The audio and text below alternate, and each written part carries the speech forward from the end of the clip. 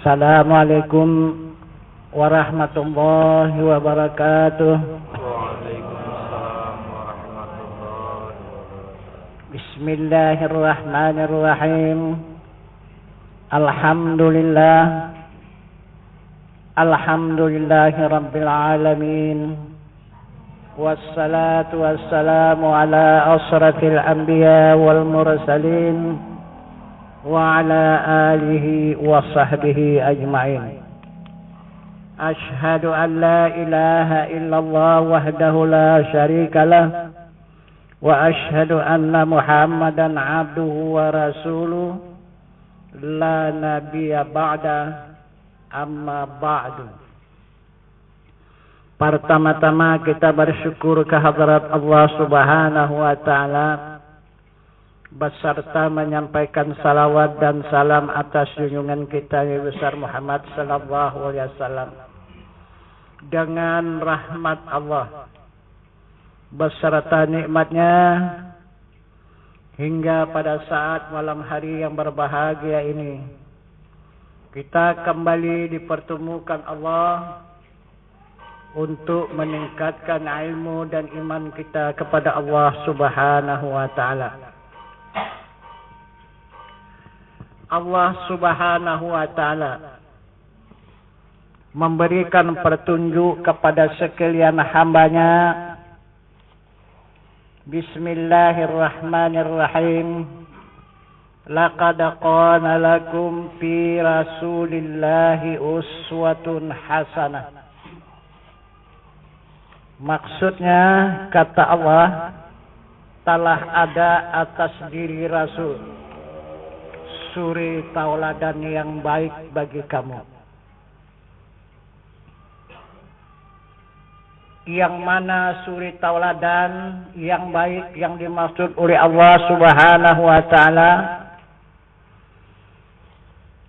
Allah memperjalankan hambanya Muhammad sallallahu alaihi wasallam dari Masjidil Haram ke Masjidil Aqsa. Inilah yang menjadi contoh tauladan yang baik, kata Allah. Contoh tauladan yang mana? Contoh tauladan yang pertama sekarang ini adalah untuk salat yang khusyuk. Jadi apabila kita tidak menyuntuh, tidak mentauladani apa yang dilakukan oleh Rasulullah di dalam perjalanan Isra dan Mi'raj itu, ataupun tidak ada di dalam salat kita itu tercantum Isra dan Mi'raj Rasulullah, maka tidaklah termasuk golongan salat kita yang khusyuk. Maka termasuklah golongan salat kita yang lalai. Ini yang pertama yang di dunia ini yang dapat kita rasakan. Yang kedua nanti di akhirat. Apabila kita tidak dapat melakukan salat yang khusyuk, maka kita tidak dapat menghadap ke hadrat zat Allah Subhanahu wa taala. Tak ada. Karena tidak ada contoh yang lain. Tidak ada pelajaran yang lain. Tidak ada ilmu yang lain. Hanya inilah ilmu dan pelajaran yang dipetunjukkan oleh Allah kepada sekalian hambanya dan yang dikerjakan oleh Rasulullah untuk menjadi contoh tauladan kepada sekalian umatnya. Inilah jalan kembali. Jalan yang lurus. Jalan yang diridai oleh Allah Subhanahu wa taala, yang sampai ke hadrat zat Allah dari mulai af'al, maka dia meningkat kepada asma, dari asma meningkat kepada sifat, dari sifat baru menghadap kepada zat. Inilah perjalanan Isra dan Mi'raj itu. Maka setiap tahun bagi kita umum memperingati perjalanan Isra dan Mi'raj. Kalau kita setiap hari memperingati Isra dan Mi'raj, bukan memperingati lagi Bahkan menjalankan Isra dan Mi'raj. Itulah salat. Yang 5 waktu sehari semalam yang kita kerjakan itu. Jadi kita banyak menuduh. Kita pikir Isra dan Mi'raj itu hanya untuk Rasul saja. Untuk Nabi saja. Bukan untuk kita. Itu maka sahabat bertanya kepada Rasulullah. Hadir keempat sahabat itu. Menanya kepada Rasul, minta izin ya Rasul. Apakah Rasul saja yang melakukan Isra dan Mi'raj ini, yang menghadap ke hadarat zat Allah Subhanahu wa taala? Apa jawab Rasulullah? Jawab Rasulullah tegas saja, as-salatu mi'rajul mu'minin. Salat itulah mi'raj orang yang beriman. Itu kata Rasulullah. Jadi salat yang khusyuk ini tidak mudah. Ini salat yang dijamin oleh Allah surga. Karena di dalam salat yang khusyuk itu nikmat. Arti nikmat itu surga. Nah itu, disitulah kita merasakan surga di dalam salat yang khusyuk itu. Tapi benar-benar yang ikut contoh tauladan yang dilakukan oleh Rasulullah. Maka Rasulullah mengatakan kepada umat, sallu ra'aitumuni ana usalli. Bersalatlah kamu. Bagaimana aku bersalat? Nah, jadi kalau tidak kita mengetahui, tidak kita melihat bagaimana Rasulullah itu melakukan salat, maka tidaklah khusyuk salat kita itu. Tidaklah benar salat kita itu mengikut contoh tauladan. Jadi bagi Nabi, Isra dan Mi'raj bagi kita itulah salat. Nah, karena tujuannya Isra dan Mi'raj itu tujuannya kembali kepada Allah. Itulah jalan satu-satunya untuk jalan pulang. Lain tidak ada. Coba. Kalau kita pikir ya. Akal manalah yang bisa menerima itu. Itu maka seturunnya Isra dan Mi'raj Nabi kita Muhammad SAW itu. Yang sudah beriman 10%, 20%, 30%. Dihabarkan oleh Rasulullah perjalanan Isra dan Mi'raj itu. Hal kembali kafir. Habis berkafiran kembali semua. Nah itu. Karena tidak diterima oleh akal. Nah itu. Akal yang mana bisa menerima perjalanan satu malam tembus 70 langit atau 7 lapis langit. Coba pergi balik. Adakah akal yang bisa menerima itu? Tidak ada. Dan kemudian yang tidak pernah beriman sama sekali. Yang betul-betul kafir. Pada saat itu dia beriman pula. Ini Muhammad di luar biasa. Ini bukan manusia biasa. Ini yang betul-betul bisa dijadikan contoh tauladan. Inilah satu-satunya hamba Allah. Yang bisa membawa seluruh hamba Allah ini untuk menghadapkan kepada Tuhannya. Lain belum pernah kita tahu, belum pernah kita jumpa. Baru ini satu-satunya. Begitulah umat yang dulu sibuk bersimpang siur, yang keluar dari agama, yang masuk ke agama. Begitu jugalah kita sekarang ini. Nah itu. Tak terima kali itu. Nah itu. Nah itu maka banyak yang lepas daripada fardu ain ini. Tapi coba kita periksa. Apa yang sebenarnya fardu ain ini? Yang luar biasa. Cobalah periksa. Apa itu? Itulah yang menjadi jaminan kepada diri umat. Apa itu? Kalaulah berdasarkan Al-Quran. Ini perkataan Allah berdasarkan sunnah Rasulullah yang dikerjakan oleh Rasul untuk melakukan salat saja. Saya rasa 40 tahun lagi kita menuntut ilmu belum tentu. Belum tentu kita dapat melakukan salat yang khusyuk itu 40 tahun lagi. Duduk kita begini bersama 40 tahun. Belum tentu. Ayo sama-sama kita buka Al-Quran, Al-Hadis dan Sunnah. 40 tahun lamanya. Belum tentu dapat salat itu yang khusyuk. Yang mana menjadi jaminan kita mendapatkan salat yang khusyuk itu? Itulah baiat. Itulah dia kelebihan fardu ain ini. Inilah baiat yang menjamin jamaahnya itu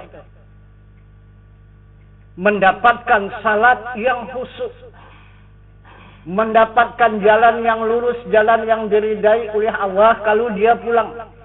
Walaupun sekarang tidak tahu satu huruf pun di dalam menuntut ilmu, cuman hanya sempat mendengar saja pulang dia. Nah itu dijamin oleh Allah Subhanahu wa ta'ala dakhalal jannah. Contoh, ini baiat ya. Rasulullah membaiatkan 13 tahun umat di Jabal Qubis. 13 tahun lamanya mendapat jamaahnya ataupun umat. Kalau kita sekarang jamaah, kalau Rasulullah itu umatnya mendapat umat 1080 orang. Ini yang dinamakan kaum muhajirin. Itulah yang menerima baiat dari Rasulullah di Jabal Qubis Makkah Al-Mukarramah. Kemudian Nabi pun hijrah. Dibawalah semua umat ini hijrah ke Madinah. Sampai di Madinah diterima dan disambut oleh kaum Ansar. Orang Nasrani. Itu yang menerimanya. Nah itu. Jadi cukup baik penyambutan orang Nasrani di Madinah itu. Jadi sampailah perintah Allah Subhanahu wa taala kepada Nabi kita Muhammad sallallahu alaihi wasallam. Yang pertama perintahnya, al-fitnatu asyaddu minal qatl. Fitnah itu lebih kejam daripada pembunuhan. Al-fitnatu akbaru minal qatl. Yang kedua, fitnah itu lebih besar daripada pembunuhan. Kamu selama di Mekah sampai ke Madinah ini, kata Allah, tetap difitnah oleh Abu Jahal dan Abu Lahab. Maka Abu Jahal dan Abu Lahab wajib kamu bunuh. Karena dia adalah pembunuh yang luar biasa. Nah, maka Rasulullah mengadakan sidang, ya, secara sidang kilat kepada para sahabat yang 10. Nah, kemudian keputusan daripada sidang, daripada rapat kilat itu, maka mendapatlah keputusan. Ditanya oleh Rasulullah Abu Bakar Siddiq, ya Abu Bakar, bagaimana sediaanmu untuk melaksanakan perintah Allah ini untuk menghapuskan jahiliyah di muka bumi ini? Separuh harta bandaku aku kurbankan. Silakan itu ambil, itu untuk Rasulullah, untuk dana perang ini.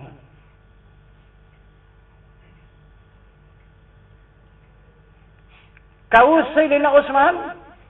Sayyidina Utsman ini yang separuh. Karena itu yang paling banyak harta Sayyidina Utsman. Sayyidina Utsman pertama ditanya. Itulah separuh, kata Sayyidina Utsman. Sayyidina Abu Bakar, ya Abu Bakar, berapa kesediaanmu untuk menghadapi perang ini? Semuanya harta bendaku ya Rasulullah. Ambillah. Aku kasihkan kepada Rasul untuk perang ini. Jadi untukmu apa? Itu kata Rasulullah, untukmu apa? Untukku lebih banyak dari itu. Kata Abu Bakar, katamu sudah semuanya. Semuanya udah kamu serahkan. Kok ada lagi lebih banyak? Bagaimana nih? Kata Rasulullah, yang lebih banyak daripada harta benda yang aku miliki itu adalah Allah dan Rasul. Itu lebih banyak. Itulah kekayaanku sekarang. Kalau Rasulullah mengambil hartaku keseluruhannya itu. Kata Abu Bakar Siddiq. Nah, kemudian tanya lagi Sayyidina Ali. Kamu Ali? Minta izin ya Rasul. Ali cuma hanya pedang saja yang ada. Itu yang aku serahkan kepada Allah dan Rasul. Pedang. Nah, itu. Sebelum hancur pedang itu, Ali tidak akan mau menyerah. Tetap akan menghadapi musuh itu. Baik. Sayyidina Umar juga demikian. Rasulullah. Apa saja ilmu yang aku miliki sekarang ini. Ilmu kesaktian, ilmu kekuatan, ilmu kekebalan. Nah, itulah untuk menghadapi musuh-musuh agama Allah ini yang akan kita hadapi. Itu semuanya aku serahkan kepada Rasul. Nah, sebelum lumpuh ilmuku itu, aku tidak akan mau pulang. Aku tidak akan mau menyerah. Sebelum habis musuh, aku tidak akan mengenal menyerah. Nah, inilah mendapat kesimpulan. Nabi kita Muhammad sallallahu alaihi wasallam, kenyataan daripada para sahabat, apa kata Rasul? Kita akan melaksanakan perintah Allah ini untuk melaksanakan perang, menghapuskan jahiliyah di muka bumi ini. Tapi kalian ingat, hidupmu di dunia dan di akhirat aku jamin. Jangan kau lagi menuntut kehidupan. Baik kehidupan dunia dan kehidupan akhirat. Aku yang menjaminnya, kata Rasulullah. Kalian ingat itu? Ingat, ya Rasulullah. Kemudian mendengar para kaum Ansar minta izin ya Rasulullah. Ini luar biasa. Janganlah kami ditinggalkan ya Rasul.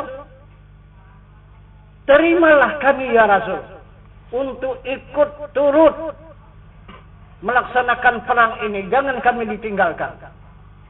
Bagaimana kami menerima pasukan Rasulullah datang ke Madinah ini, begitulah kami juga. Terimalah kami supaya kami diterima menjadi pasukan perang ini. Padahal dia orang Nasrani. Boleh, kata Rasulullah. Tapi ada syarat.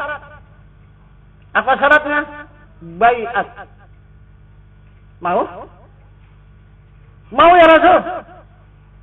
Nah itu. Maka masing-masing berbaiat, masing-masing berbaiat, masing-masing berbaiat, masing-masing berbaiat.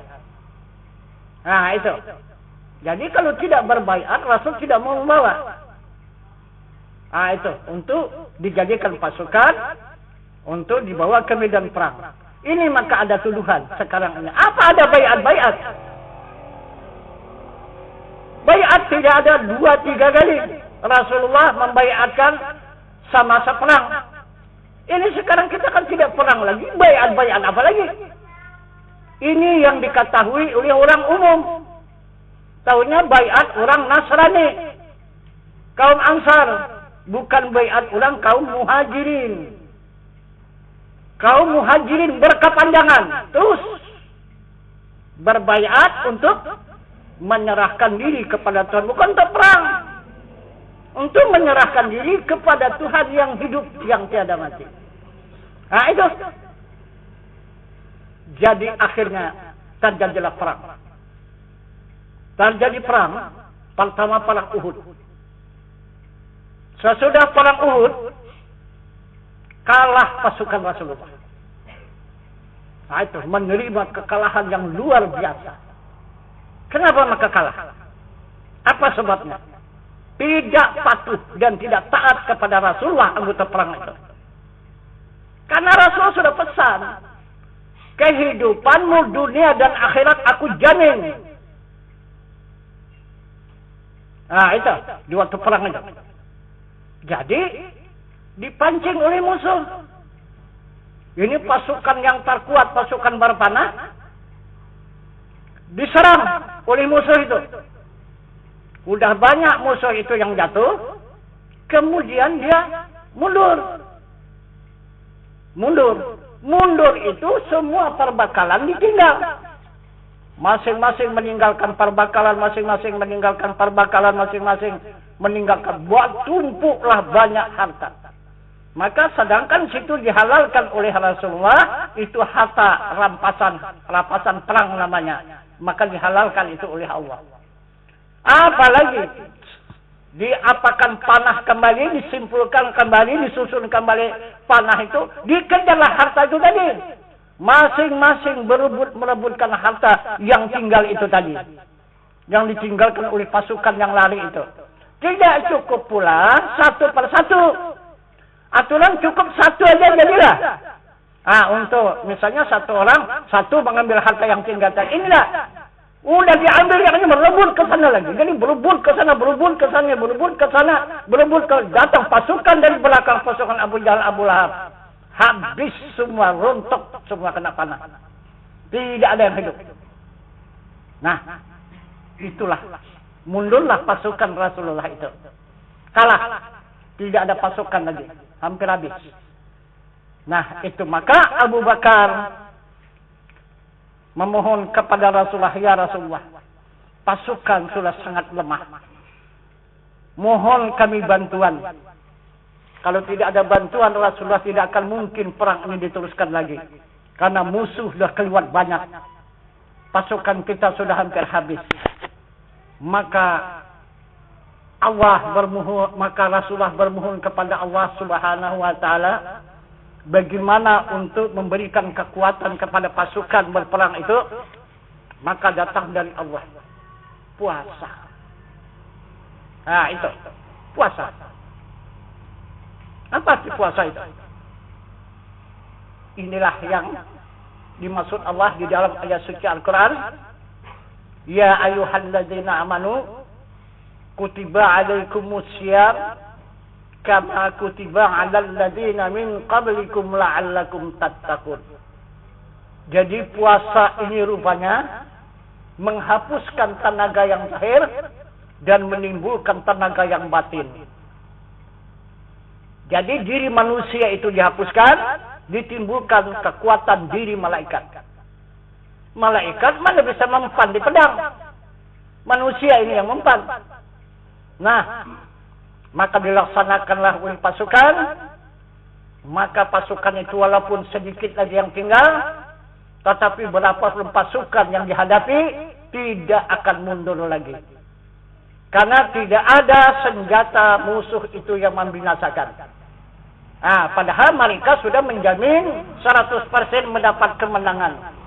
Sudah mereka sedikit, sudah mereka menerima kekalahan, kemudian puasa lagi. Orang puasa tak makan, tak minum, lemah.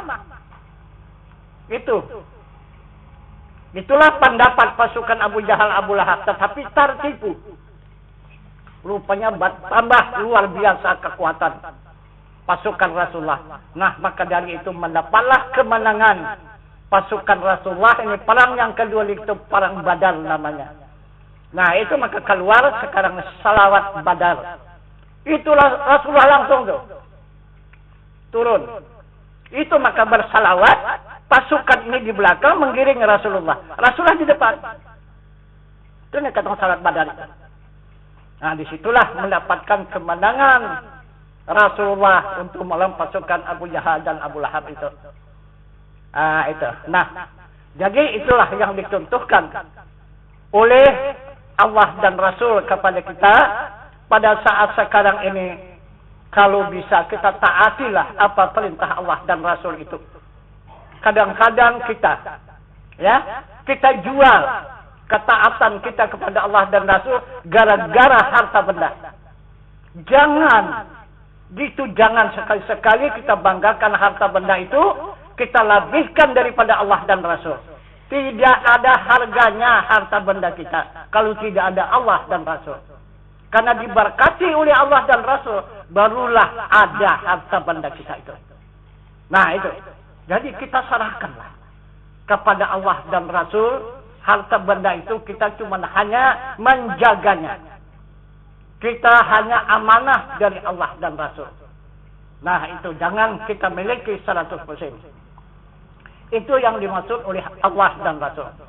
Kemudian kaum Ansar yang berbaiat, kenapa maka diminta oleh Rasulullah mesti berbaiat? Kalau dia tak bisa ikut perang. Nah, coba lihat hadis Rasulullah. Nah itu, yang mengatakan kepada umatnya, hadis sahih mengatakan, barang siapa matinya tidak ada berbaiat di atas pundaknya, maka matinya itu adalah jahiliyah. Nah kan, itu hadis sahih gitu ya. Barang siapa mati tidak ada di atas pundaknya baiat, matinya itu adalah jahiliyah. Apa yang dimaksud oleh Rasulullah? Itu kaum Ansar yang berbaiat tadi, orang kafir, jatuh di medan perang, korban dia, tapi dijamin oleh Allah surga. Orang kafir, coba itu kekuatan baiat itu. Tapi banyak dipandang enteng orang itu. Itu. Kenapa maka dipandang enteng? 350 tahun yang lalu tidak boleh dikeluarkan mengenai baiat ini. Siapa yang mengeluarkan, dia akan dipancung. Inilah yang paling benci, yang paling ditakuti oleh penjajah negara kita ini dulu. Itulah baiat. Baiat ini paling dibenci oleh penjajah tanah air. Karena dia apabila berkembang, pasti dia akan menuntut haknya. Dia akan memberontak. Dia akan merebut tanah airnya. Dia tidak mengenal hidup ataupun mati. Soalnya dia menuntut haknya. Itu yang ditakuti oleh penjajah. Dan begitu juga penjajah yang lebih besar lagi daripada penjajah tanah air. Penjajah apa? Penjajah rumah Allah. Itu penjajah rumah Allah. Coba lihat. Sebenarnya kalbu itu, hati kita itu Baitullah, rumah Allah. Kenapa sekarang menjadi rumah syaitan dan iblis? Kenapa? Ini karena dimasuki oleh penjajah. Ini Baitullah, kalbu mukminin Baitullah. Hati orang yang beriman itu rumah Allah. Kenapa maka menjadi rumah syaitan dan iblis? Sifat majmumah yang dicela oleh syara. Maka yang hidup di dalam kalbu uzub, semaah, takbur, riyah, hasad, dengki dan tinggi diri. Bukan Allah yang berbicara di sana. Kalau menurut ketentuan Allah Subhanahu wa taala, tidak ada berbicara syaitan dan iblis di dalam rumahnya. Yang berbicara itu Allah. Yang berbicara di dalam rumahnya, summa yatalinu juluduhum wa qulubuhum ila zikrillah. Maksudnya tetap kala masyarakat dari kulit kamu hingga hati kamu zikir Allah Allah. Tidak ada bisikan-bisikan yang lain untuk membawa kita kepada neraka. Maka Allah mengatakan dalam Al-Quran, itu adalah penyakit hati. Fi qulubihim maradun. Ada pada hati mereka berpenyakit. Apabila penyakit itu tidak dapat disembuhkan, maka dia akan menjadi buta mata hati itu. Akan menjadi khatamallahu ala qulubihim wa ala sam'ihim wa ala abasarihim ghisawatu walahum azabun azim. Aku petli mata hati mereka, maka butalah mata hati. Jadi kalau sudah buta mata hati, dari mana ada iman? Kalau sudah tidak ada iman, dari mana ibadah? Dari mana amal? Karena sumber daripada amal ibadah itu adalah iman. Dari mana iman itu? Ilmu. Tapi buta sudah mata hati. Nah itu. Jadi tidak ada yang bisa menyembuhkan penyakit hati adalah baiat. Serahkan diri kepada Tuhan yang hidup, yang tiada mati. Tidak ada merasa punya diri lagi. Nah itu. Yang dirasakan hanya Allah dan Rasul. Siang dan malam. Zat Allah dan wajah Allah. Itu yang dirasakan. Mana zat Allah yang hidup, yang tidak bisa mati. Serahkan dirimu kepada Tuhanmu yang hidup, yang tiada mati. Wa tawakkal 'alal hayyil ladzi la yamut. Kata Al-Quran. Serahkan dirimu kepada Tuhanmu yang hidup, yang tidak mati. Yang hidup itu adalah zatnya yang maha suci. Yang berada wallahu muhitun fil alamin, adanya yang muhit di semesta alam, yang merata di seluruh alam. Itulah zatnya yang maha suci, itu yang hidup. Kemudian sifatnya yaitu wajahnya. Mana dia wajahnya? Ataupun sifatnya, ataupun nurnya, ataupun kelakuannya, kelakuan daripada zat itu, maka dijelaskan oleh Allah. Allahu nurus samawati wal ardh. Allah menerangi di langit dan di bumi. Ini wajahnya. Kemudian mana asmanya? Asmanya yang berzikir di kalbu hamba, di kalbu manusia. Yang berzikir Allah, Allah di kalbu manusia. Af'alnya mana? Af'alnya, perbuatannya, inilah menjadi tubuh manusia. Nah, jadi ada kita punya hati lagi, ada tempat setan menumpang, iblis mengganggu, menguasai kalbu kita. Kalbu pun tak punya lagi. Yang ada hanya baitullah.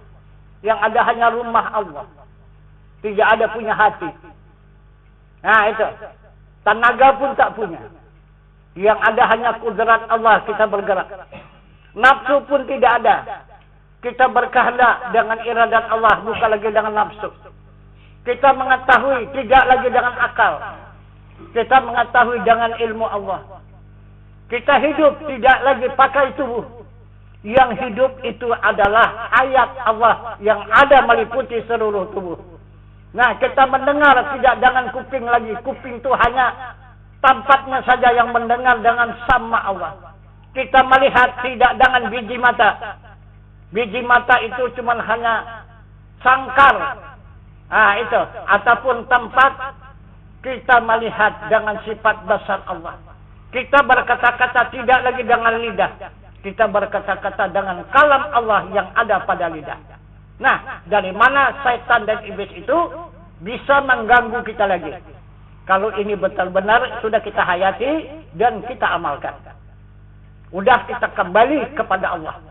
Semua sudah kita serahkan diri kita kepada Allah. Nah, jadi inilah yang diajarkan oleh Rasulullah. 13 tahun di Jabal Qubis.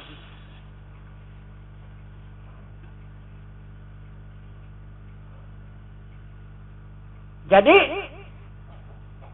ajaran Rasulullah yang di Jabal Qubis ini adalah pelajaran usuluddin. Ada, ini katakan usuluddin. Bagaimana pelajaran Rasulullah semasa di Jabal Qubis? Pelajarannya pertanyaan, usul, pertanyaan. Bagaimana pertanyaannya? Man rabbuka? Siapa Tuhan kamu?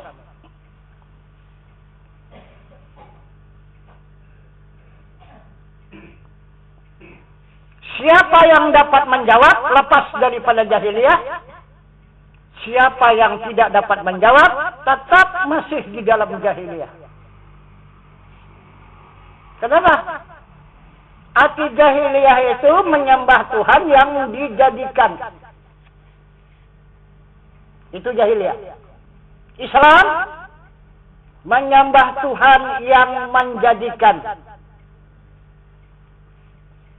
Nah, itu. Yang dikatakan Tuhan itu yang menjadikan. Itu yang disembah. Ini Islam. Kalau kita masih menyembah yang dijadikan, itu masih jahiliyah. Nah, itu maka saya bilang tadi, kalau tidak ada jaminan baiat itu, sulit kali kita mendapatkan jalan lepas. Jadi karena Rasulullah memerintahkan kepada umat baiat, maka Rasulullah menjamin dengan syafaat lepas umatnya itu daripada jahiliyah. Coba saja satu contoh. Kita menghadap Allah Subhanahu wa taala dalam perbuatan salat. Walah. Kapanlah kita berputarnya itu nanti? Tahukah kita waktunya? Kita nanti akan berbalik daripada menyembah yang dijadikan, menyembah kepada yang menjadikan. Tapi kita masih banyak salat menyembah yang dijadikan. Mana yang dijadikan? Perbuatan, ingat kepada perbuatan, ingat kepada harta benda, ingat kepada keluarga, ingat kepada jiran tetangga, ingat kepada bumi dan langit. Semua ini yang dijadikan. Ingatan itu semua tertumpu ke sana kepada yang dijadikan. Bukan menghadap ingatan kepada yang menjadikan. Maka Tuhan mengatakan kulla syai'in khalikul ila wajhah. Sesuatu itu rusak lagi binasa. Ada yang di langit, apa saja yang ada di bumi, itu semua akan rusak dan binasa karena dia dijadikan. Yang tidak rusak, tidak binasa, wajahahu. Nah, itu. Apa itu? Wajahnya dan zatnya. Itu. Mana wajahnya? Nah, wajahnya sudah ditunjukkan tadi. Wajahnya itu yang menerangi di langit dan di bumi. Allahu nurus samawati wal ardh. Allah menerangi di langit dan di bumi. Ini wajahnya. Zatnya di mana?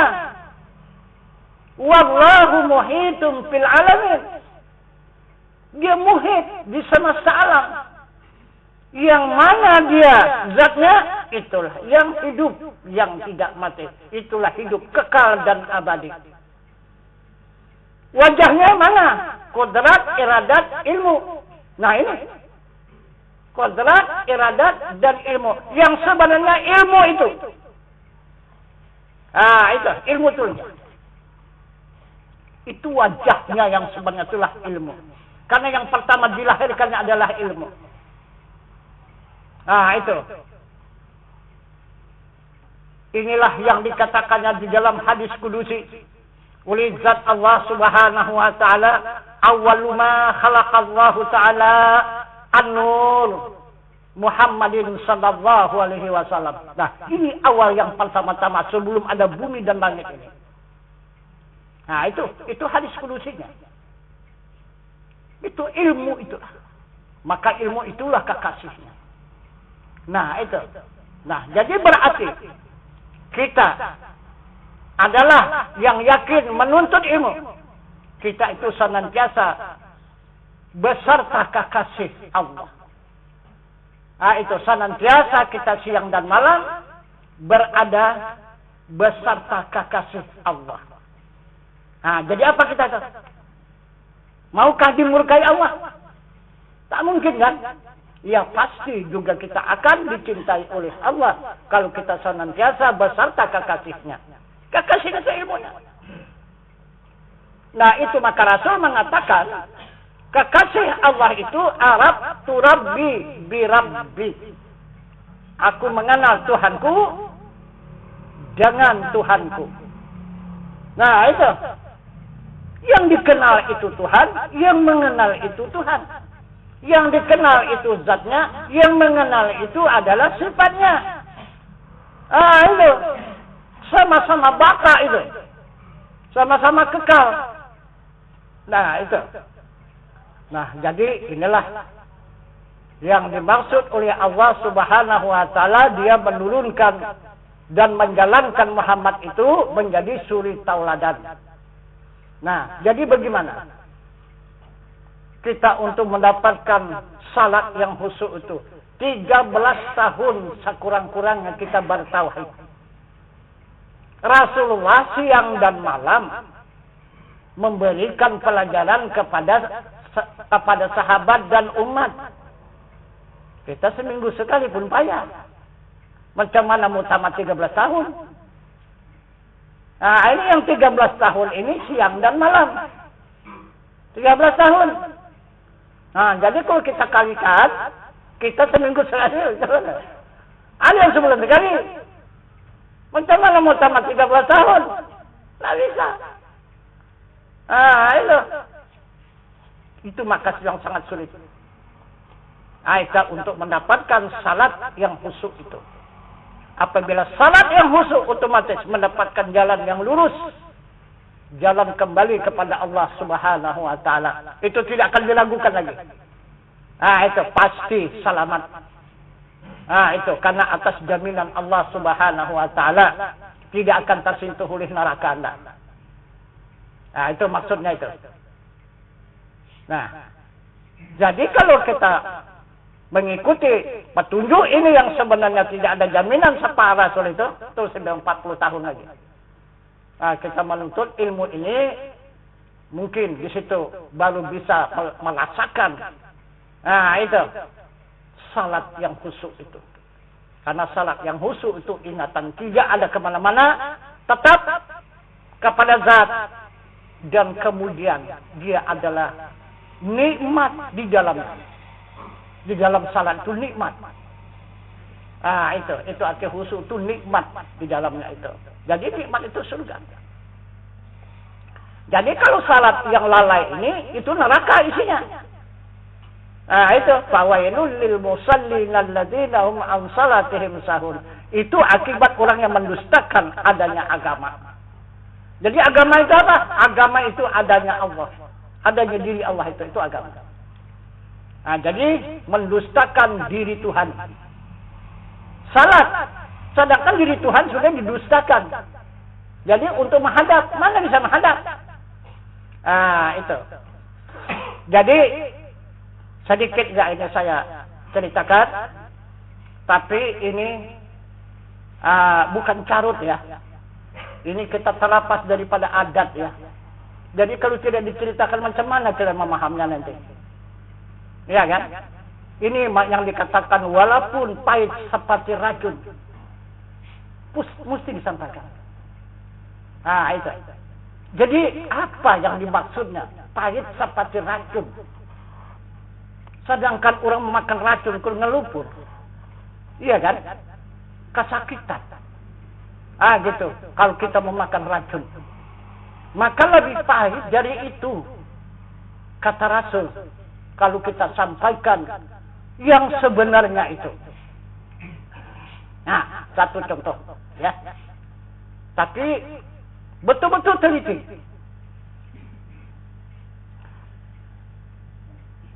Ini kita menghadap kepada diri Allah. Ya. Menghadap kepada kelakuan Allah. Menghadap kepada asma Allah. Menghadap kepada perbuatan Allah. Inilah jalan ilmu yang kita tuntut ini. Supaya mendapatkan jalan yang lurus. Nah, kalau dituntut ilmu begitu saja, kenapa rupanya? Kenapa? Maka ada baiat pula. Kenapa harus ada baiat? Ini yang dituduh, yang salah orang yang menyampaikan. Bukan Allah dan Rasul. Yang memerintahkan ini Allah. Yang mensunahkan ini, yang menghadiskan ini Rasulullah. Kenapa tidak Allah dan Rasul? Itu kita katakan kafir. Kita katakan sesat. Kenapa? Kenapa maka orang yang menyampaikan kata Allah, kata Rasul, kata sunnah, kok itu yang dikatakan sesat? Kan dah luar biasa itu. Sedangkan dia la haula wala quwata. Tidak ada daya dan upaya. Kenapa maka dia yang dihukum? Kenapa orang yang lemah, yang daif, yang papa, yang hina, kenapa maka dihukum? Kenapa yang berbuat tidak dihukum? Nah, yang kedua saksi. Saksi mencuri, saksi merampok, saksi perzinahan, saksi segala-galanya membuat dosa. Atas saksi itu dihukum? Enggak kan? Yang berbuat itu dituntut, yang berbuat dihukum. Jadi maunya Allah dan Rasul itu dihukum. Ini Allah dan Rasul tidak benar, ini sesat, ini kafir, ini Allah dan Rasul itu. Begitu kenapa? Hah? Kenapa tuh orang? Nah, itu. Nah, coba ya. Coba kita perhatikan baik-baik. Allah punya zat. Arti zat itu diri. Kita juga punya diri. Itulah tubuh namanya. Nah, sekarang maukah kita menunjukkan ke seluruh tubuh kita itu kepada orang lain? Coba. Ini saya minta jawaban. Mau? Kalau kita mau macam mana?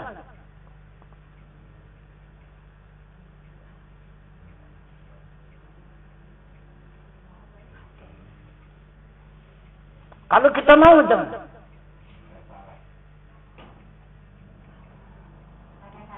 Hah?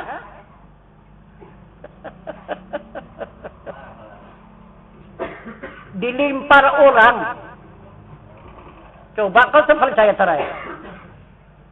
Coba. Bukalah seluruh pakaian kita, tunjukkan diri kita, coba. Sanggup? Itulah dia. Begitulah Tuhan kepada hambanya. Bagaimanapun kata hamba aku, ya Allah cinta kepadamu. Ya Allah, aku taat dan patuh kepadamu. Ya Allah, aku betul-betul mengabdi kepadamu, ya Allah. Tunjukkanlah dirimu. Mau, dia menunjukkan. 1000 tahun bikin itu. Kalau mau dia menunjukkan. Ini tidak akan kutinggalkan salat lagi ya Tuhan. Ini puasa siang dan malam kukerjakan. Ini zakat setiap hari kukeluarkan. Ini haji ratusan kali sudah kukerjakan. Tunjukkan ya Allah dirimu. Mau dia menunjukkan? Tidak akan mau dia menunjukkan. Kenapa? Karena dia rahasia. La insanu sirri wa ana sirruhu. Bermula insan itu rahasiaku dan aku pun rahasianya. La insanu sirri wa sifatin li ghairihi.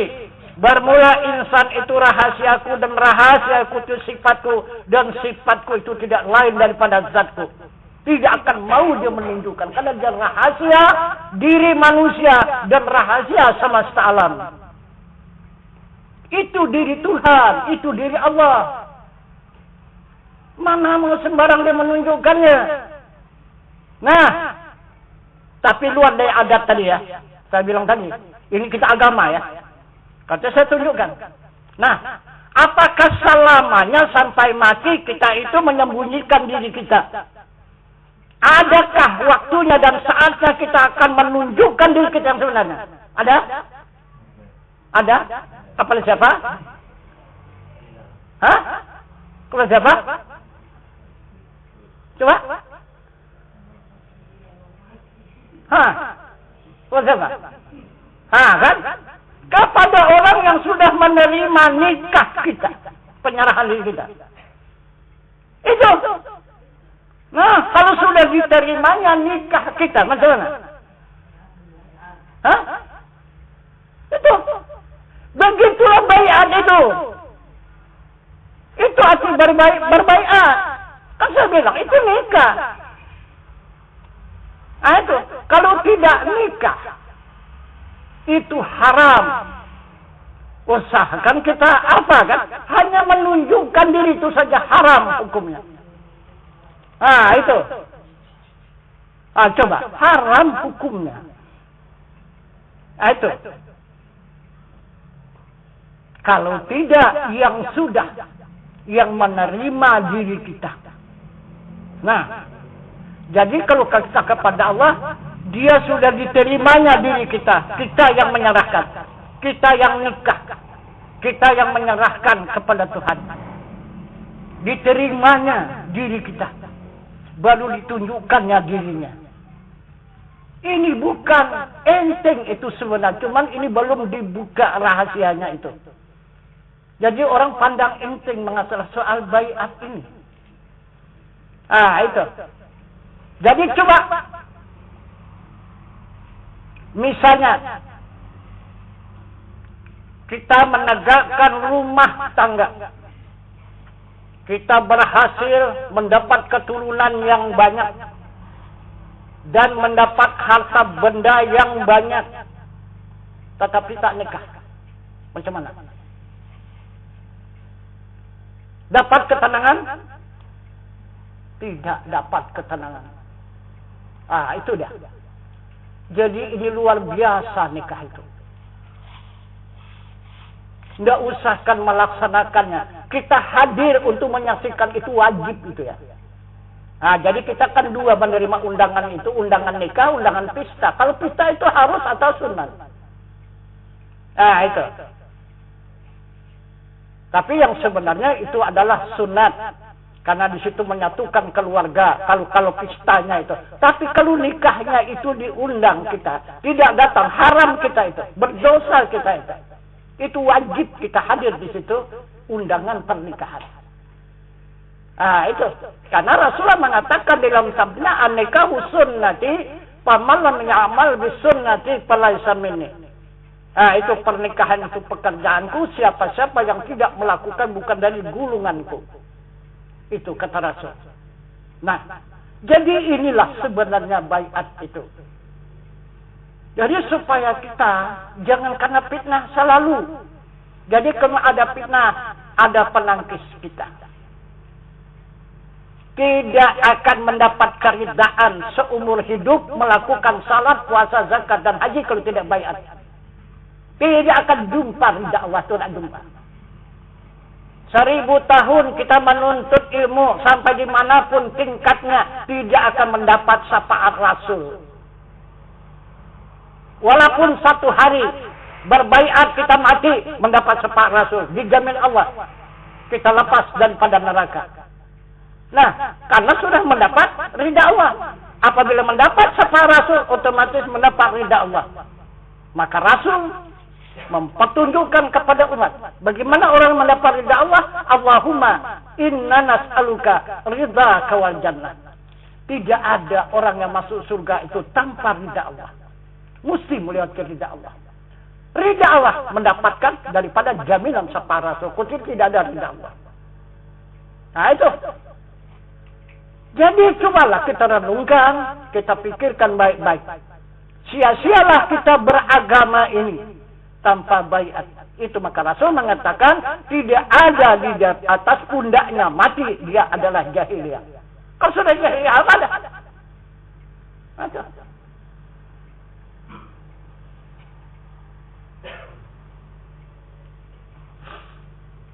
Nah, jadi kemudian bagaimana untuk kita mendapatkan salat yang khusyuk? Salat yang khusyuk kata Allah ikut contoh. Nah itu. Yang dikatakan oleh Allah salat yang khusyuk itu ada surat Al-Mu'minun. Kan aflahal mu'minun alladzina hum fi salatihim khashi'un. Itu sangat beruntung orang yang beriman. Kalau tidak beriman tidak dapat salat khusyuk itu. Tak dapat. Nah itu. Jadi kalau sudah kita beriman, maka menggapalah keuntungan. Karena di waktu menegakkan salat itu mendapatkan khusyuk di dalamnya. Di waktu salat itu khusyuk di dalamnya. Bahkan tawadhu lagi, kata Rasul. Bukan sekadar khusyuk saja, khusyuk dan tawadhu.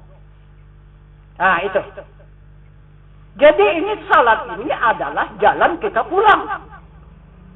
Maka dari sekarang kita melatih jalan pulang. Supaya kita tidak kesasar.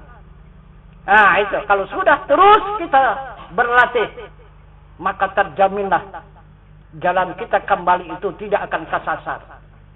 Nah, itu. Karena kita senantiasa berlatih. Nah, itu 1 hari 1 malam, sekurang-kurang 5 kali kita berlatih.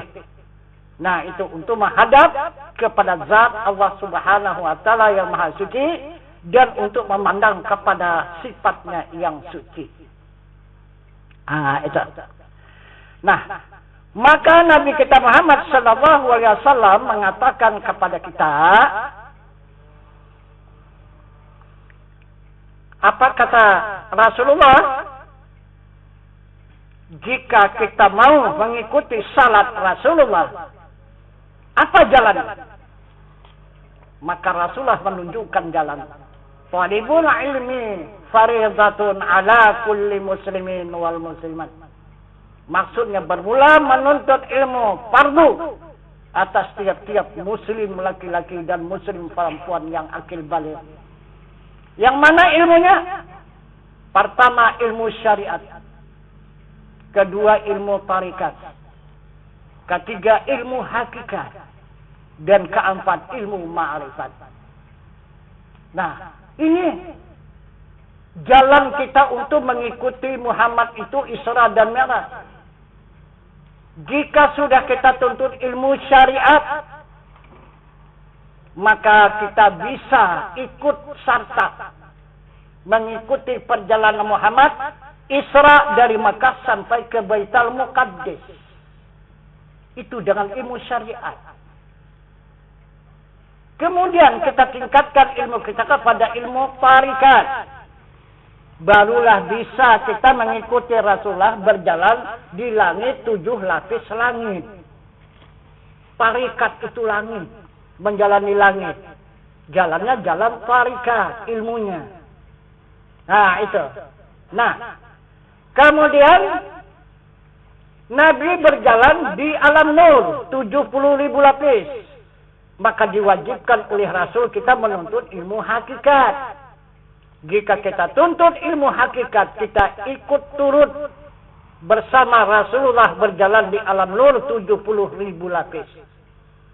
Jika kita tingkatkan lagi ilmu kita itu kepada ilmu ma'rifat, barulah kita ikut serta dengan Muhammad menghadap kepada zat Allah Subhanahu wa Ta'ala. Ini. Jadi ini ilmu syariat, tarikat, hakikat, ma'rifat dibawa di dalam salat. Ah, gitu.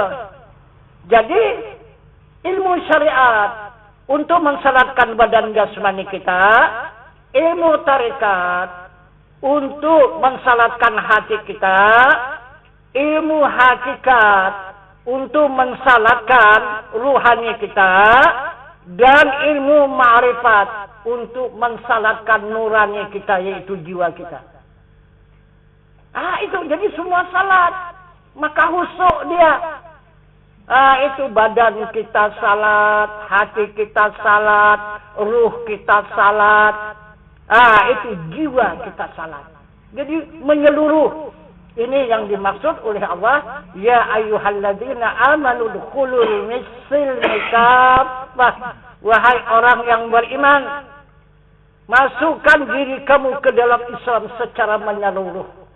Dari mulai syariat Islam, tarikat Islam, hakikat Islam, dan ma'rifatnya pun Islam. Menyeluruh. Nah, ini yang dimaksud oleh Nabi kita Muhammad SAW di dalam sabdanya. Man abadal akhirah fa'alaihi bil ilmi. Jika kamu menginginkan kesenangan di akhirat dengan ilmu. Ini ilmunya. Ilmu syariat, ilmu tarekat, ilmu hakikat, dan ilmu ma'rifat. Nah itu. Man aradat dunia fa'alaihi bil ilmi. Dengan ilmu juga. Kalau untuk mendapatkan kesenangan di dunia, juga dengan ilmu. Coba lihat ilmu di dunia. Kalau dari agama ya, pertama kita pelajari ibtidaiyah. Sesudah ibtidaiyah, baru sanawiyah. Sesudah sanawiyah, baru aliyah. Ah itu, kalau dulu fakultas namanya, sekarang ini kuliah ya. Kuliah. Baru nanti meningkat kepada derajatnya. Itu. Jadi kalau derajatnya sekarang, ya, berapa derajat itu? Sampai kepada S1, S2, S3 kan? Itu sampai kepada insinyur profesor. Itu tingkatan derajat ilmunya. Jadi di tingkat umum pun demikian. Pertama SD, kedua SMP, ketiga SMA, keempat kuliah. Baru juga derajat ke atas. Sehingga sampai kepada profesor. Profesor itu penutup. Itu yang tertinggi ilmu itu profesor itu. Nah inilah dikerjakan untuk mencari kehidupan di dunia. Macam mana? Susah mencari kehidupan di dunia? Kalau suruh begini ilmunya? Kan tidak kan? Nah, juga kalau di akhirat juga pakai ilmu seperti itu. Syariat, tarikat, hakikat, ma'rifat, hayalullah, panapilah, bakabilah, musyahadah. Coba kerjakan salat, coba kerjakan puasa, coba kerjakan keluarkan zakat, coba laksanakan ibadah haji. Ilmu inilah yang menyempurnakan pekerjaan kita itu. Ilmu inilah yang mengangkat derajat kita. Ilmu. Tapi orang sangat suka meninggalkan ilmu. Jadi kita cari apa ke dunia ini? Cari apa coba? Mencari kaya apa? Coba lah. Kalau kita kejar kekayaan tidak akan terkejar kita. Kita berapa tahun lah baru. Kekayaan sudah berapa ribu tahun dengan tahun lalu. Itu yang kita kejar. Bisa dikejar itu? Tidak akan terkejarnya. Lagipun Allah tidak akan berikan. Coba buka kitab Qasar Asar. Aku tidak akan berikan harta kesenangan yang berlebih kepada hambaku yang beriman. Karena hanya dinikmatinya masa sebentar. Begitu. Yang aku berikan nanti di akhirat. Karena di situ masa yang kekal. Itu. Karena perbandingan akhirat dengan dunia ini diceritakan oleh Nabi Adam alaihissalam. Malaikat bertanya kepada Nabi Adam, Adam, berapa lama kamu dimasukkan Allah ke dalam surga hari itu? Adam dengan tegas menjawab dengan jujur, baru setengah hari. Itu. Baru setengah hari. Kata Adam dia berada di dalam surga itu. Udah dicampakkan balik. Setengah hari cuma. Tapi catatan malaikat yang ada di muka bumi ini. 500 tahun sudah lamanya Adam ditinggalkannya bumi ini. Jadi berarti satu hari akhirat 1000 tahun dunia ini. Coba. Ada berapa hari kita umur di dunia ini? Perbandingan akhirat. Kalau ada 100 tahun lebih sedikit, cuma hanya 1 jam akhirat. Cuma hanya tidur bermimpi. Tidak ubah kita seperti tidur bermimpi, kemudian bangun lagi. Ya, mimpinya aku tadi.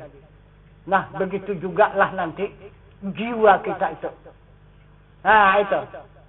Kemudian tutup mata, bangun kembali, bermimpinya aku tadi. Kata jiwa kita itu. Padahal sudah ratusan tahun di dunia. Itu. Jadi begitulah Tuhan itu memperubah rasa yang ada pada hamba itu. Itu maka Kalau bisa jangan kita menempuh sekaratul maut. Itu di sekaratul maut itu.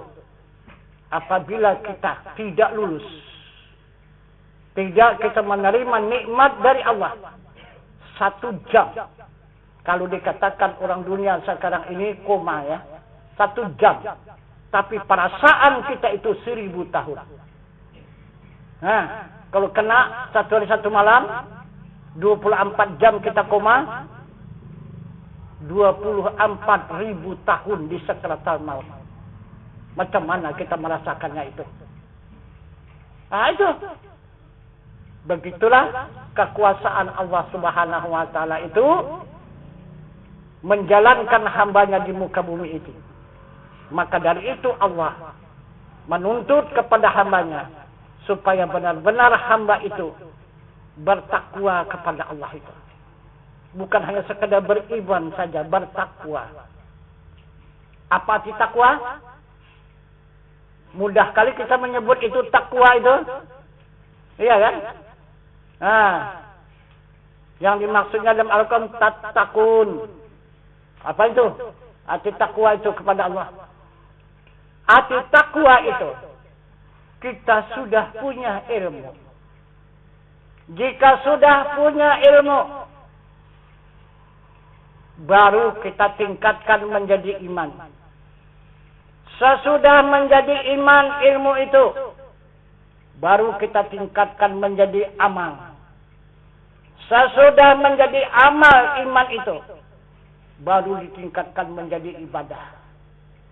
Jadi ilmu, iman, amal, ibadah. Inilah yang menjadi tattaqun. Yang menjadi takwa kepada Allah. Bukan mudah itu takwa itu. Nah itu. Menyatu yang 4 ini. Baru dikatakannya tattaqun. Nah itu. Jadi dari ilmu menyatu ke iman. Dari iman menyatu ke amal. Dari amal menyatakan dirinya menjadi ibadah. Barulah tattaqun. Jadi jika sudah sampai kepada tattaqun, maka Allah akan menjanjikan kepada hambanya, wa may yattaqillaha yaj'al lahu makhraja wa yarzuq min haitsu la yahtasib.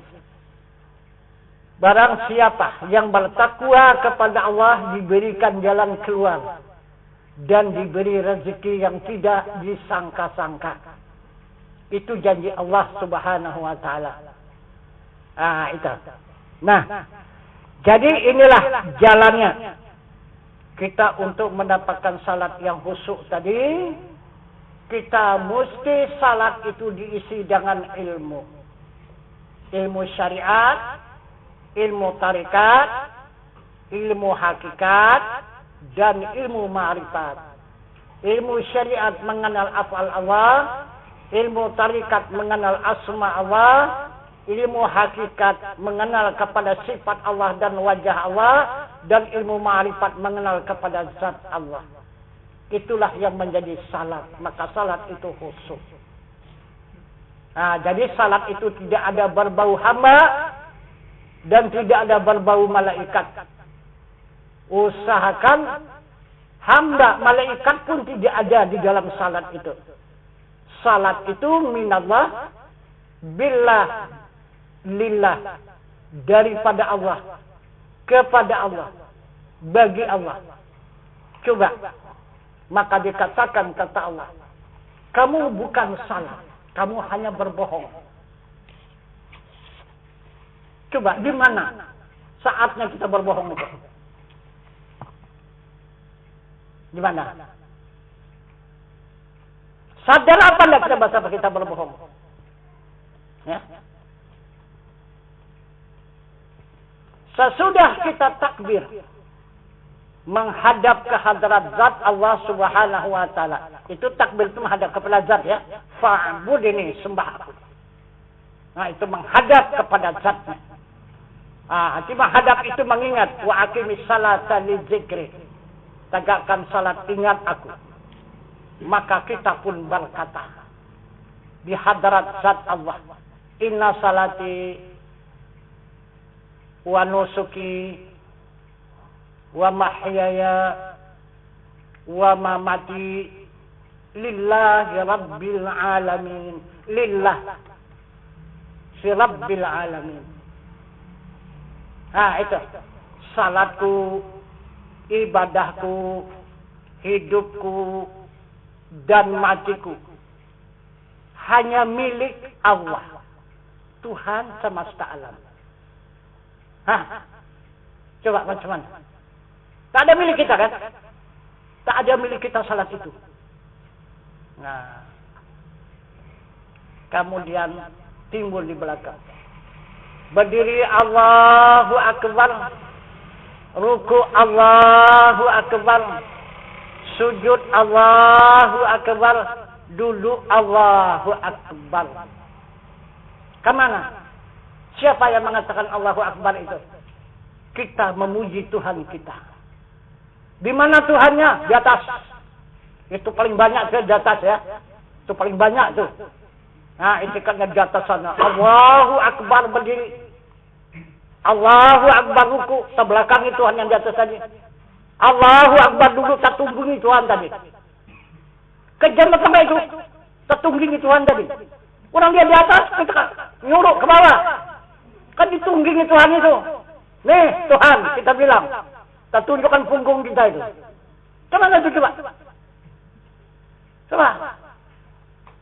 Allahu Akbar duduk. Nah apalah. Ya kan? Masih bisa nunggunya itu. Coba bagaimana? Bukan kita di situ. Kita sudah tidak ada lagi. Itu maka kita tadi berbohong. Itu yang mengata Allahu Akbar, dia puji kalim bagi kalim. Allah memuji dirinya. Bukan ada kita yang memuji. Itu Allahu Akbar juga dia menunjukkan dirinya. Dia yang maha besar, itulah ruku. Allahu Akbar, Allah yang maha besar, itulah menunjukkan dirinya sujud. Allahu Akbar duduk, dia menunjukkan dirinya maha besar, itulah duduk. Mana ada hamba? Kalau ada di situ hamba, berarti kita adalah berbohong kepada Tuhan. Inna salati wa nusuki wa mahyaya wa mamati lillahi rabbil alamin. Itu adalah kata-kata bohong kepada zat Allah. Macam mana terima Allah salat itu? Tidak diterimanya. Itu. Sudah berlaku di dalam satu Allah semata. Itu Allah semata-mata. Mana ada? Jadi kalau kita hamba, Al-Quran sudah menghantam la haula wala quwata illa billahil azim. Di mana bisa melakukan salat? Kalau hamba. Nah, kemudian coba menghadap lagi kepada Rasul. Apa kata Rasul? La tahrakun zarratin illa biiznillah. Tidak ada yang bergerak walau sebesar ziarah kecuali izin Allah. Ada bagi hamba? Tidak ada. Nah itu. Cuma hamba itu sekadar saksi saja. Menyaksikan kebesaran Allah itu. Bahasa Allah itu maha besar. Berdiri, ruku, sujud, dan duduk. Kita hamba hanya menyaksikan kebesaran Allah itu.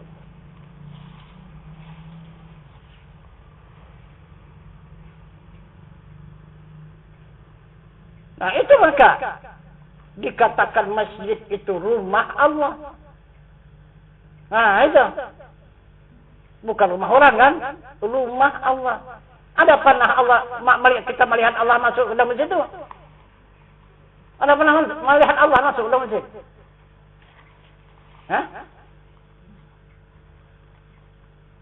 Allah yang kita hayalkan yang tidak pernah masuk ke dalam masjid.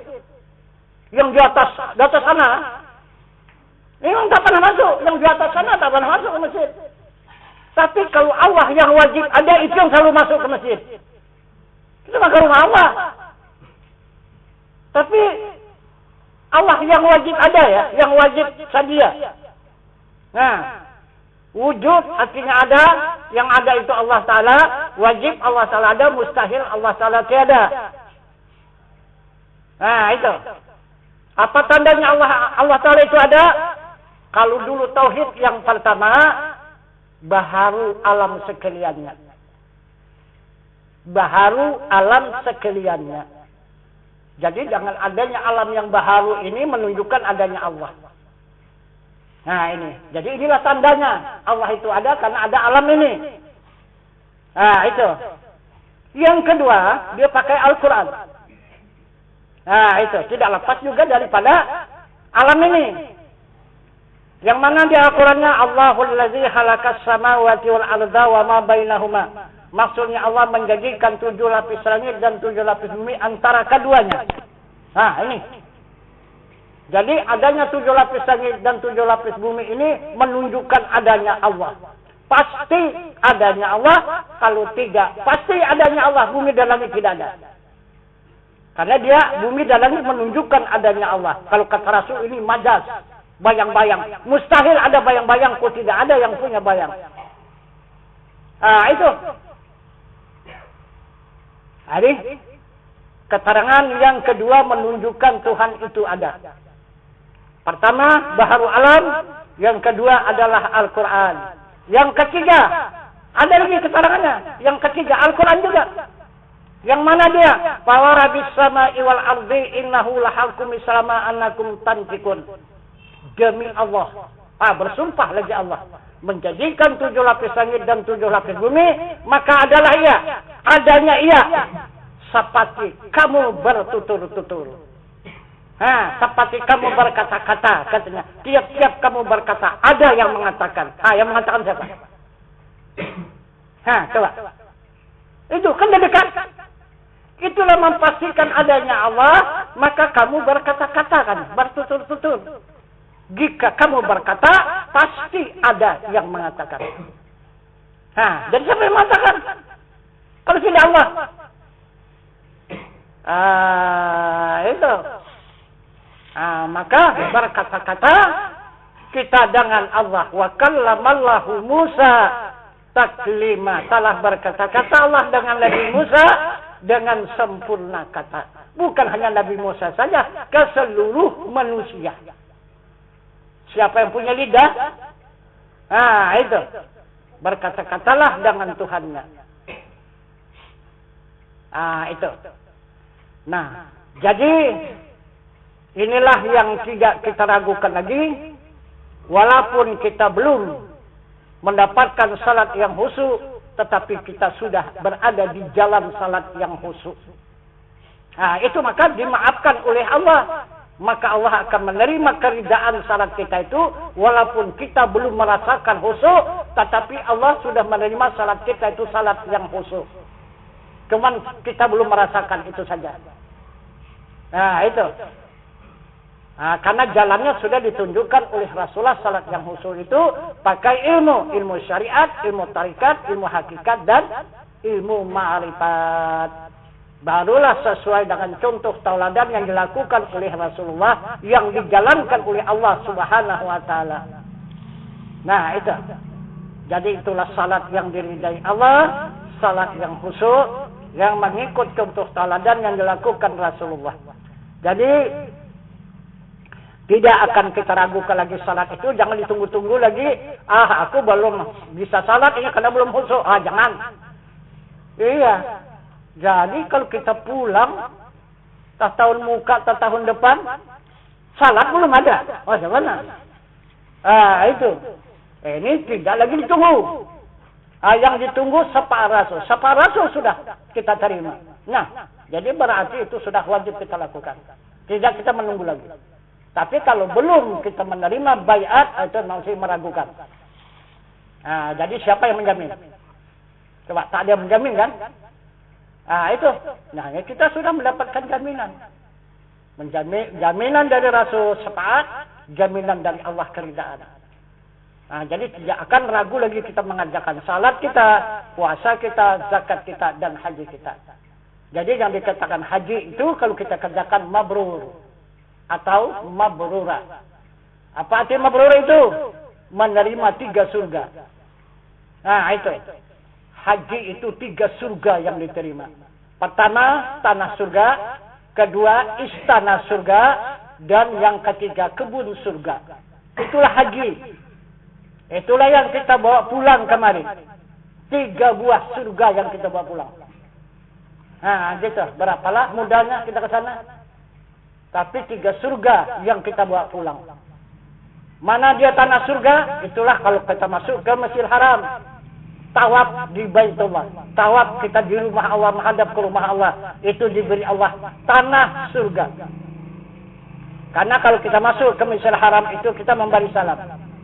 Itu Allahumma antas salam wa minkas salam wa lika yaulus salam fahina rabbana bisalam wa adkhilna jannata darasalam. Jannata darasalam, surga tingkat yang ke-6. Itu masuk ke Masjidil Haram, tawaf di Baitullah. Tapi kalau ke Baitullah ya tawafnya, jangan ke Ka'bah. Kalau ke Ka'bah tak dapat. Nah, itu. Kemudian wukuf di Arafah. Wukuf di Arafah. Nah, di sana kita menerima istana surga. Nah, itu yang dijanjikan oleh Allah, istana surga. Dengan panggilannya, ya ayyatuhan nafsu mutmainnah, irja'i ila rabbiki radiyatan mardiyah, fadkhuli fi ibadi wadkhuli jannati. Ah, itu. Masuk ke dalam surgaku, kata Allah. Wadkhuli jannati. Dan masuk ke dalam surgaku. Sudah dipersilakan Allah. Diperintah Allah sudah masuk ke dalam surga. Itu kalau benar kita tawaf ya. Apa wukuf? Wukuf itu menghadap kepada zat yang maha suci. Itu wukuf. Itu maka tidak ada zikir. Tidak ada fikir. Tidak ada takbir. Tidak ada doa. Nah, apapun tidak ada. Kecuali tafakkur. Nah, itu wukuf di Arafah. Kemudian yang ketiga yaitu kebun surga, itu dikatakan taman raudhah. Dari hasil salat arba'in. Nah, gitu. Salat arba'in itu 40 waktu berjamaah yang tidak ketinggalan. 40 itu arba'in. Nah, itu. Jadi kemudian sesudah dilaksanakan salat arba'in itu maka mendapatlah sertifikat. Nah, itu apa sertifikatnya? Itulah surban. Nah, itu sertifikatnya, surban. Surban itu 4 sudut. Menunjukkan apa itu sudut itu? Yang pertama adalah menerima siddiq, benar. Sudut yang kedua menerima amanah, kepercayaan. Yang sudut yang ketiga menerima tabligh, artinya menyampaikan. Yang keempat adalah patanah, menerima kebijaksanaan. Kemudian Jafai digulung, dijadikan satu. Sesudah digulung, baru dijunjung di atas kepala. Nah, gitu. Barulah dibawa kemana saja. Nah, itu. Sekarang ini udah berat kali. Sakit leher itu menjunjung. Jadi akhirnya dipikul. Nggak tak tahan junjung lagi pikul. Kemana-mana pikul, mana-mana pikul. Ya. Pikul pun udah kecapean. Akhirnya tinggal rumah. Nggak ada lagi. Nggak ada sertifikat tinggal rumah. Tak ada sertifikat. Itu. Nah, jadi itulah pelaksanaan ibadah haji itu menerima 3 surga yang disebut dengan mabrur atau mabrurah. Itu. Jadi haji itu menjalani kemana? Serupa dengan salat juga. Menjalani af'alnya, perbuatan Allah, itulah dia memakai pakaian ihram. Nah, itu. Apa artinya memakai pakaian ihram? Memakai pakaian kafan. Kalau di sini. Nah, jadi memakai pakaian kafan itu orang apa? Orang mati. Nah, di sana pun demikian. Kalau tidak mengetahui dan mengenal arti daripada mati, maka kosonglah itu ihram.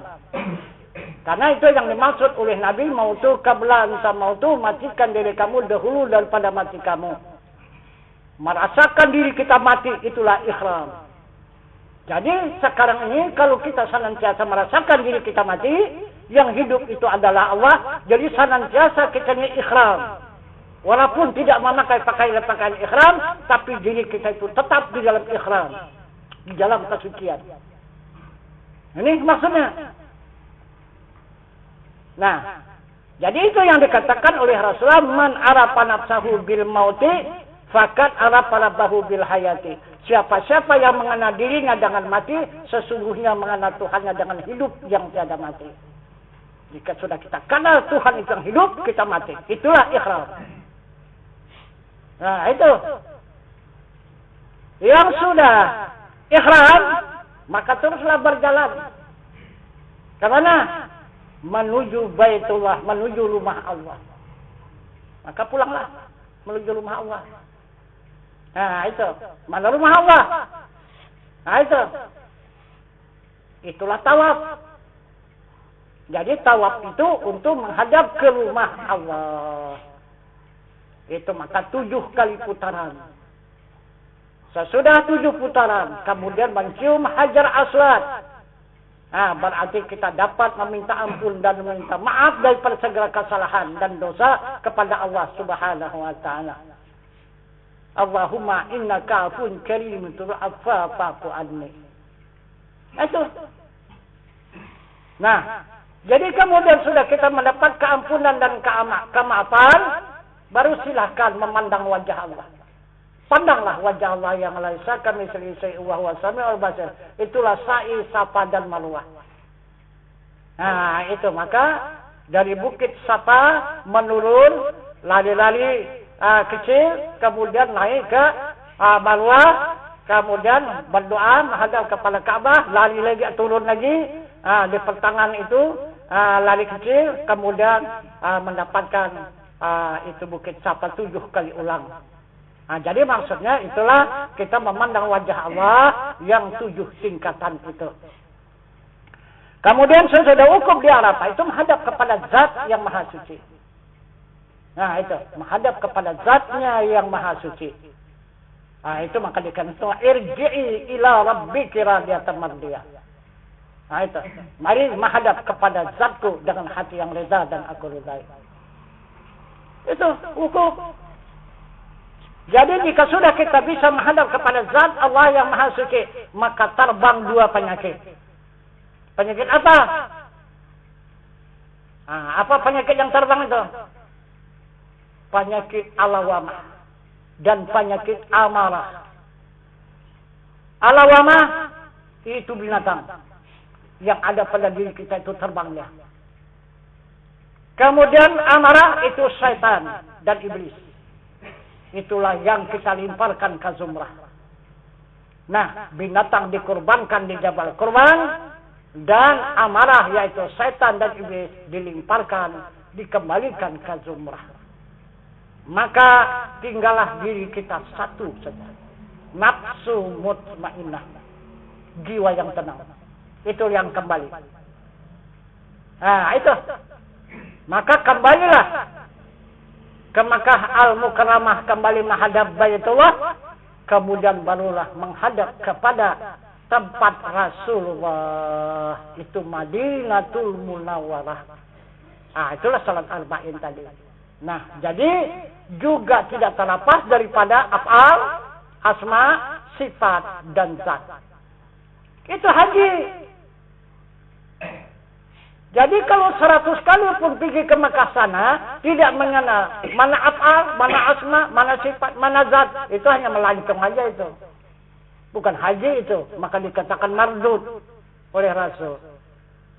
Nah, itu bukan mabrur. Nah, itu karena tidak ada yang dijumpai, tidak ada yang disaksikan dan tidak ada yang dirasakan. Semestinya kita menyaksikan dan merasakan bagaimana rasa daripada af'al Allah, bagaimana rasa daripada asma Allah, bagaimana rasa daripada sifat Allah, dan bagaimana rasa daripada zat Allah. Itu bagaimana rasanya kalau sudah suci daripada penyakit. Itulah pelaksanaan haji itu. Jadi haji itu semua tersimpul di dalam pengajian fardu ain ini. Itu baik salat yang khusyuk, haji yang mabrur, kemudian jalan pulang mendapatkan jalan yang lurus, jalan yang diridai oleh Allah Subhanahu wa taala.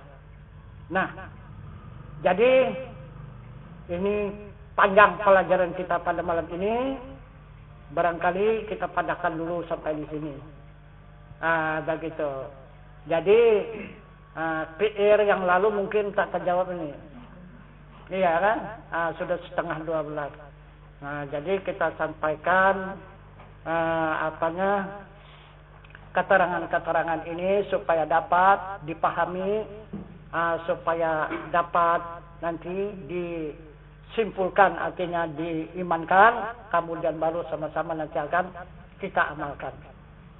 Jadi barangkali ini saja dulu keterangan yang dapat kita sampaikan, maka silahkan disambung kembali untuk yaitu tingkat usuluddinnya. Ya, kalau ada yang mengajukan pertanyaan-pertanyaan yang diperkirakan supaya lebih jelas lagi, supaya lebih terbuka lagi, maka keterangan mukaddimah kita padakan sampai di sini. Wabillahi taufiq wal hidayah. Assalamualaikum warahmatullahi wabarakatuh. Waalaikumsalam warahmatullahi wabarakatuh.